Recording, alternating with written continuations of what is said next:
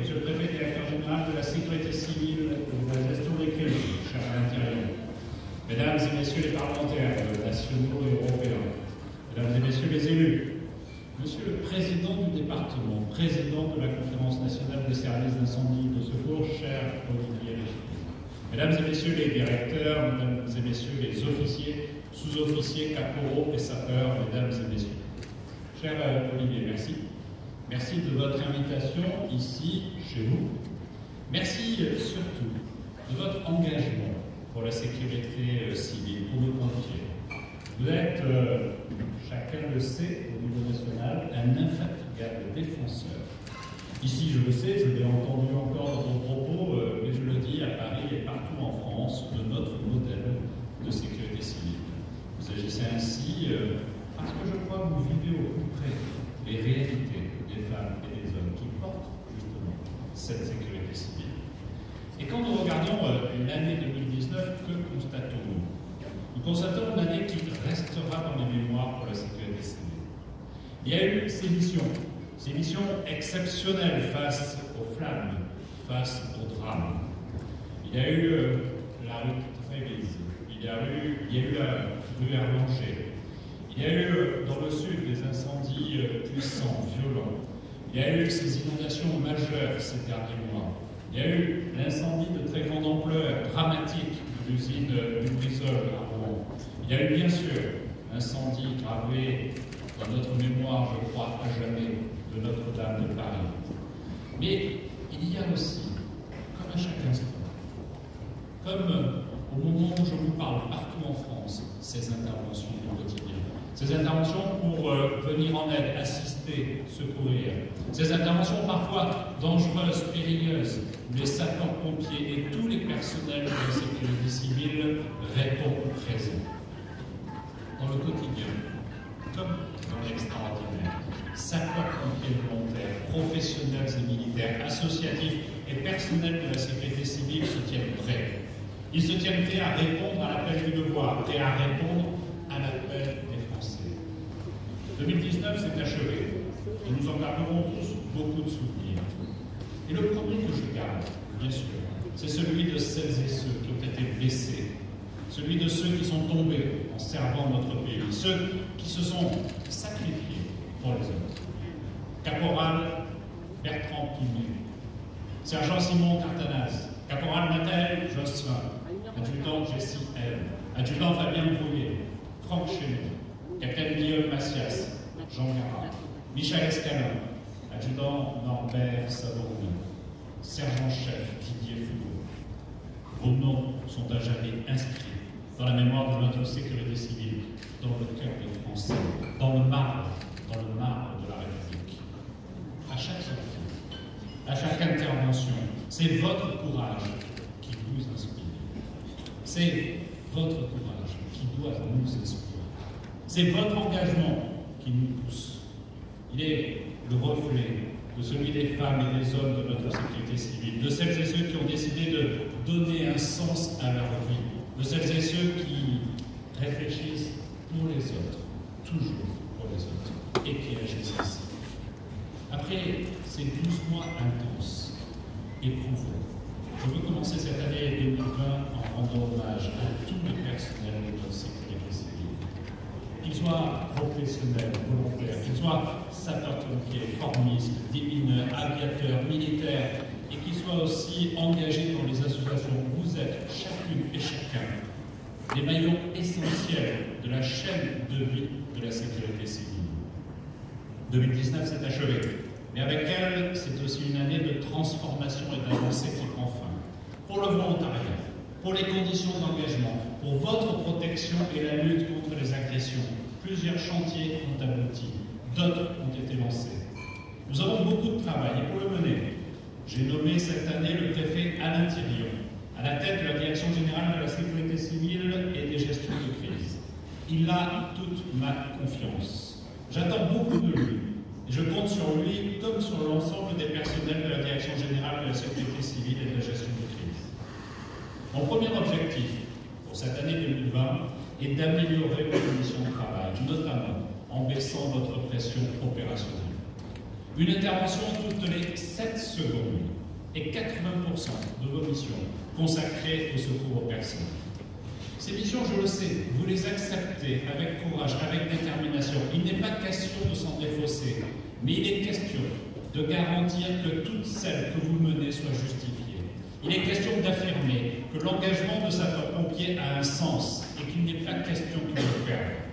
Alors je l'ai dit, et je le répète devant vous, un sapeur-pompier, ce n'est pas et ce ne sera jamais un ambulancier avec un camion rouge. J'ai donc engagé un certain nombre de mesures pour faciliter votre travail, pour limiter le temps que vous passerez en arrivant aux urgences. Des centres d'appel communs sont créés. Ils doivent effectivement, Monsieur le Président, nous inspirer. J'en ai visité un pour le Tarn-et-Garonne, pour une meilleure répartition des missions entre SAMU et sapeurs-pompiers. Ce type d'initiative doit se généraliser et devenir la règle. Nous avons pris des actions concrètes pour une meilleure répartition des tâches, avec la généralisation des coordinateurs ambulanciers. Nous vous donnons plus de latitude aussi, en permettant aux sapeurs-pompiers de procéder à des gestes de secourisme qu'ils n'étaient pas habilités à faire. Et je le sais, ils le faisaient quelquefois au risque d'être poursuivis ainsi, et nous devions les protéger pour ces gestes. Mieux répartir les activités et vous faire confiance. Voilà les engagements que je fais devant vous. Voilà ceux sur lesquels nous travaillons avec la ministre de Solidarité et de la Santé pour mieux répartir les rôles et faire baisser la pression opérationnelle. J'y tiens personnellement et je n'en démordrai pas. De premiers résultats sont constatés. Il faut maintenir l'effort, il faut s'inspirer des bonnes pratiques, il faut les renforcer, il faut les renouveler, mais il ne faut rien lâcher sur ce sujet. Vous avez raison, Monsieur le Président. Alors, globalement aussi, vous faire confiance. Ce doit être du concret. Un décret autorisant la conduite de véhicules jusqu'à 4,5 tonnes est paru comme je m'y étais engagé. Améliorer vos conditions d'engagement, c'est aussi prendre résolument le tournant de la modernité. Cette année sera celle du livre blanc de la sécurité intérieure. Son objectif est ambitieux, faire entrer notre sécurité et donc notre sécurité civile dans le XXIe siècle.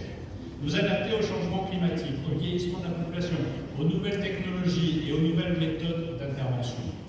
Nous devons revoir certaines de nos doctrines opérationnelles aussi. Je le sais, le travail mené est intense, conséquent. Il concerne des questions clés, notamment la prévention contre les risques de toxicité liés aux fumées d'incendie ou encore l'important chantier lancé sur la lutte contre les feux d'espaces naturels. Et avec ces doctrines nouvelles, nous devons avoir une formation adaptée. Je souhaite que 2020 permette une réflexion profonde pour un schéma national de formation des sapeurs-pompiers et plus largement de la sécurité civile. Il permettra de nous armer face aux défis de demain, de nous assurer que chacun aura tous les moyens pour y répondre. Je veux également que l'année 2020 soit technologique et que nous continuions à utiliser toutes les innovations qui pourraient servir sapeurs-pompiers et personnel de la sécurité civile. L'AML est un système de géolocalisation prometteur. Il pourrait changer fondamentalement nos méthodes et améliorer notre service et notre quotidien. Les premières semaines de son expérimentation dans 4 départements sont extrêmement prometteuses et ce système sera déployé sur l'ensemble du territoire national dans l'année 2020. Améliorer vos conditions d'engagement, enfin, c'est s'assurer que vous puissiez accomplir vos missions en toute sécurité. Les violences contre les sapeurs-pompiers sont odieuses, inacceptables, insupportables. Attaquer un sapeur-pompier, c'est s'en prendre à soi-même. C'est un acte révoltant, un acte qu'il faut prévenir par tout le monde. Je le dis d'autant plus que, comme vous le savez, dans la majorité des cas, les atteintes aux sapeurs-pompiers sont le fait des victimes elles-mêmes. Mais je me rappelle aussi ces images indignes où les sapeurs-pompiers étaient pris à partie et empêchés d'intervenir en marge de certaines manifestations l'année dernière. Il est hors de question que les violences contre les sapeurs-pompiers se banalisent. Alors, j'ai pris ce problème à cœur et j'ai annoncé un plan d'action pour mieux vous protéger. Il est désormais plus facile de porter plainte en cas de violence et celles-ci doivent se généraliser. Elles doivent être automatiques et elles doivent se faire de façon systématique. Il est possible pour les victimes de se domicilier à l'adresse de leurs SDIS pour protéger leur anonymat. Les protocoles avec les forces de l'ordre vont continuer à se renforcer. J'ai passé des consignes fermes au préfet pour qu'une attention toute particulière soit accordée aux cas d'atteinte aux sapeurs-pompiers. Enfin, c'est un changement fort. 14 SDIS sont actuellement en train d'expérimenter le port des caméras piétons.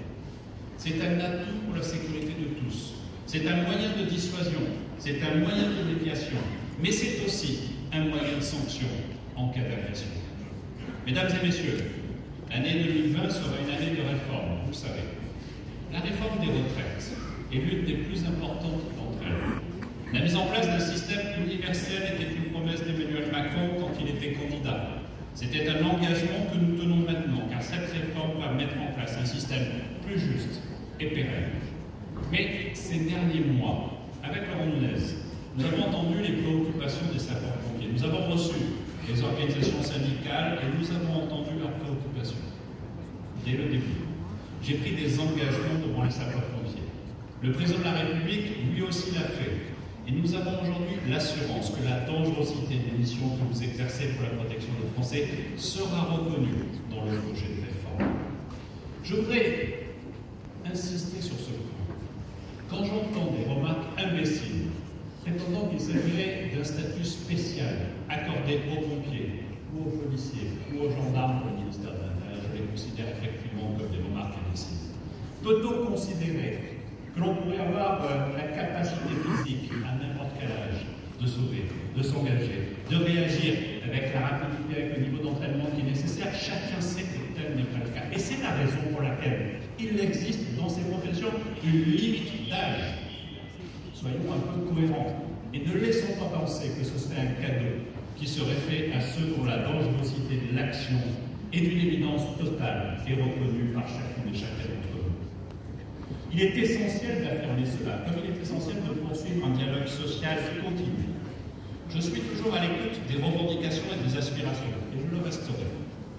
Car au-delà même de la question des retraites, j'ai bien compris des revendications portées par les organisations syndicales. Et c'est la raison pour laquelle, pour y répondre de la façon la plus juste, nous avons engagé un cycle de réunions thématiques. 19 ont eu lieu depuis fin septembre. C'est le signe, je crois, d'un dialogue social de qualité. S'agissant de l'indemnité de feu, j'ai mis sur la table une proposition que j'adresse aux employeurs et qui permettra, je l'espère, de faire consensus. Et fort de cette envie commune, partagée, de trouver des solutions, je veux dire que 2020 sera une année de combat et de succès pour notre modèle de sécurité civile. Je continue avec mes équipes, en lien avec la Fédération nationale des sapeurs-pompiers de France, et je salue son président d'honneur et son président Guy Lyon absent. Il a un mot d'excuse du ministre lui-même qui l'a envoyé il y a 3 jours en Australie pour accompagner la mission française qui aujourd'hui est présente auprès des autorités australiennes pour les aider, non pas à vaincre les incendies, hélas trop lourds que connaît l'Australie, mais pour apporter une part modeste de notre expérience et de notre contribution.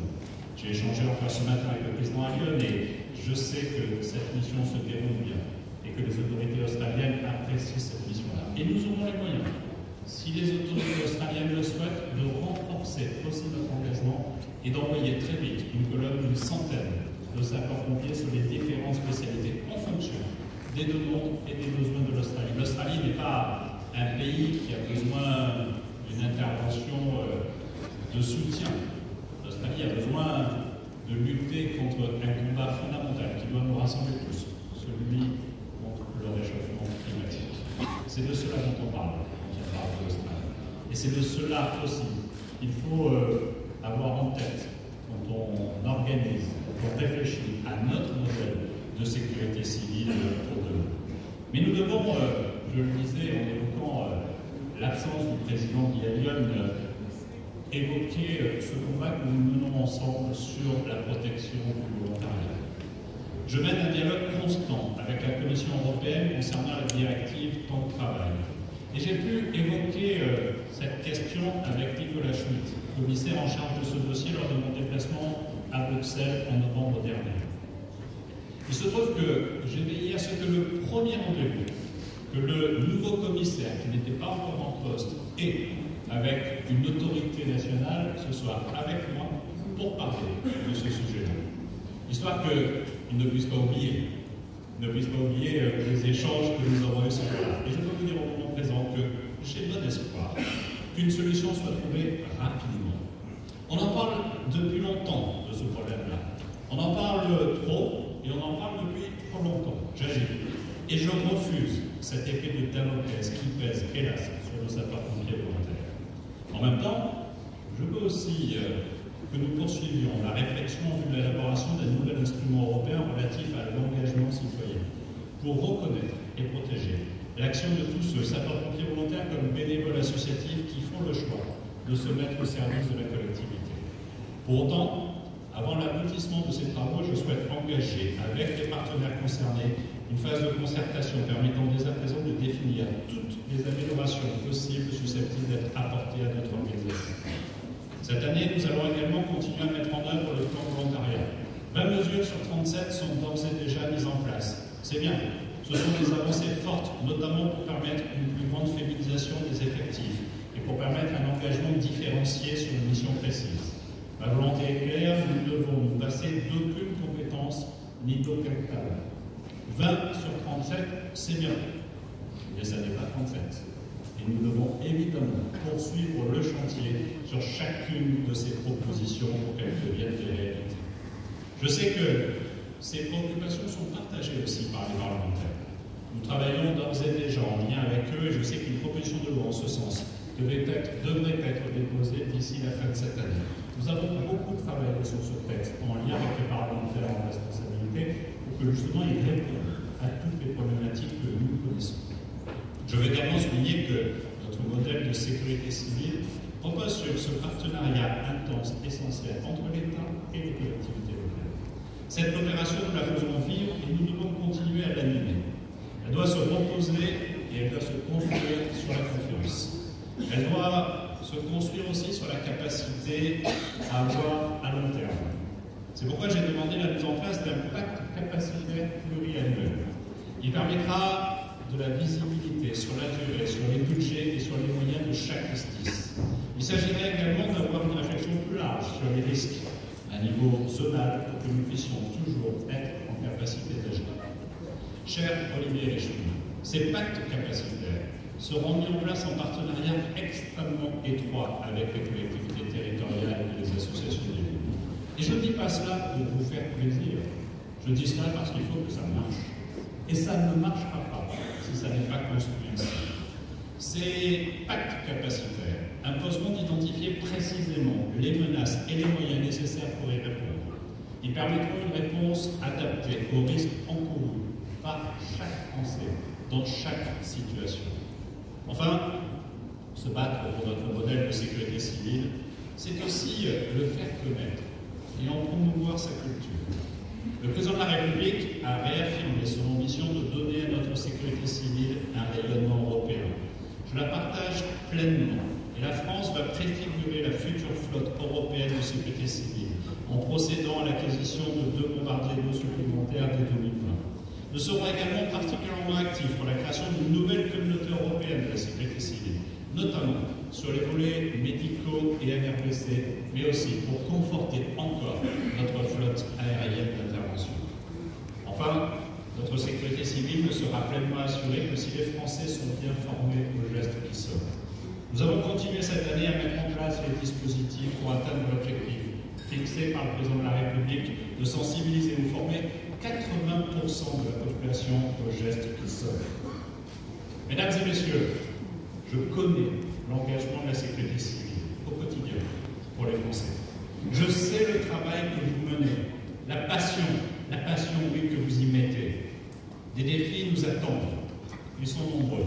Je compte sur vous pour les relever, car c'est notre devoir vis-à-vis des Français. Je veux vous dire que nous serons à la hauteur. Je veux vous dire que jamais je ne cesserai de me battre pour celles et ceux qui prennent tous les risques pour protéger les Français. Je vous souhaite une belle année de vivre. Vive la République, vive la France.